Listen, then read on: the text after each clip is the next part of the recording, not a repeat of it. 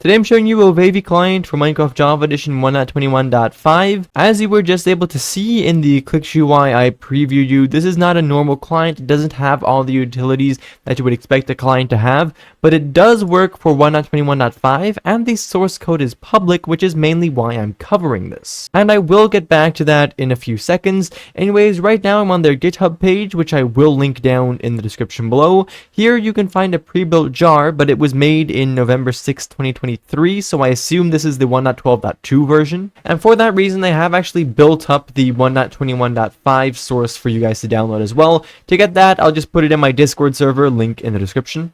Anyways, this client works on Fabric, and so it does also need the Fabric API to run. As I said, 1.21.5. I will link the Fabric API in the description below, by the way. So obviously you then also need the Fabric loader installed. I will link this down in the description below. Now OyVey actually requires the latest current version of the Fabric loader for 1.21.5, which is 0.16.14. Because 1.21.5 came out a little while ago, you might have an older version. So if you have anything older than 0.16.14, then you need to reinstall it. Pretty sure I said it, but Fabric loader in the description below. Anyways, in my Discord server, you'll find the snapshot jar and the snapshot sources. If it doesn't interest you, then you don't need to mind the sources jar at all. You need the Fabric API as well as the snapshot.jar file, which I built for you guys. Anyways, of course, we need to place these in the mod folder. So once you have them, press on Windows and R at the same time, and then in the box that pops up, you want to type in app data.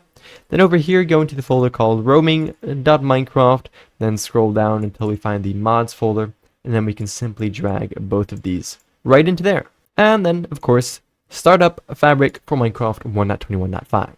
Now, here I am in Minecraft, although I'm probably not actually going to stay here for very long.